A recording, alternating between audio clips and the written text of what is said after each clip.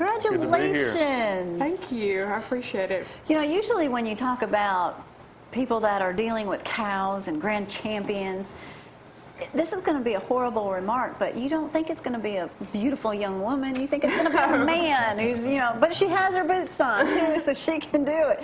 You know, how long have you been involved, or have you just grown up on the farm? How long have you been involved in doing this? Well, I've grown up on a farm my whole entire life, but I've been showing for about 6 years. 6 years. Why do you like it so much? I mean, it just, my dad and his sister, or both of his sisters, they showed when they were young, and I guess it was just kind of blood that I just had to do it. So, how much extra time do you get as a daughter to spend with your dad doing this? It's just a me and him thing. Like, that's just our hobby that we do together. We talk about it all the time. So that's our thing. Mom ever say, enough? Can you guys talk about something else for a minute? Oh, she does? Yeah. Those are like a guest there, for sure.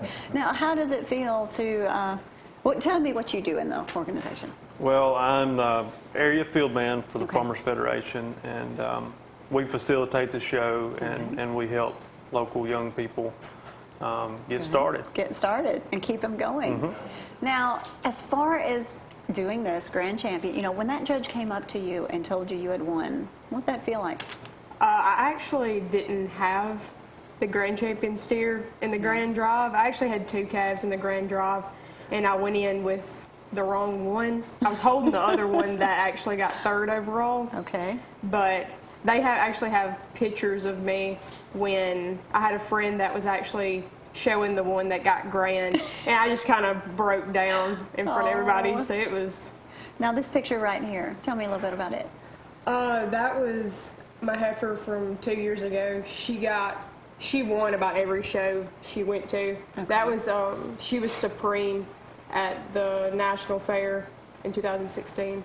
Do a lot of people raise these cows? And we were talking in the break, you do not eat any of the ones that you show. I don't eat my steers that I show now. Which is understandable. I can understand that completely. Well, you get attached to them. I don't see how people can do that. Class 1, 2nd? That was at the North American in Louisville. He got 2nd in his class, which that's a national show. So it was a big deal to us. That was the first time we'd ever been up there. So it was a big deal. This is the whole group? This is I got grand champion steer at the AGR in Auburn this past December, and the Alpha Gamma Road, they put it on. I don't see a lot of females in that photo. Yeah, it's all the boys. Okay. Yeah. So, what about, there's a picture, Brad, I want you to get to, like an emotional one that's coming up here. Keep on flipping through there. All right. You take, how much time and commitment do you have to do this? It's an all the time thing. I mean, you feed in the mornings, you feed in the afternoons, and it's every day after school, on the weekends, it's all the time. It's all the time. So there's a lot of time. I mean, a commitment that I want to go do this, Dad, and he's like, go, you gotta do it. So he doesn't cover for you? Oh, he does. Yeah. He does. All right. You know, there was a photo, I don't know if we have it, when you won. Your dad is just hugging you, and it looks like a pretty emotional photo. When I won, he pulled his top 5 up there, and somebody actually got the 3rd overall steer. So I was holding the grand champion steer, and people were coming up and hugging me, and everybody was really emotional because it was something that we had worked for, and we wanted it really bad, and so. I was tearing up, but it didn't get bad until Daddy came up and hugged me, and it was just kind of that thing that we both wanted. Just released at that moment. And we both squalled. Oh, it's okay. That's okay. I'm sure that the moments like that just bring you closer, and it just makes it all surreal. Is it difficult for you to get more young people involved? It's getting harder and harder every year, but luckily we have standout young people like Ashlyn that still show up from year to year. And it's a great blessing to get to know them and get to work with them. All right. Well, Danny Crawford, you're up here this morning as actually you knew he was going to be here, but you have a surprise. Yes.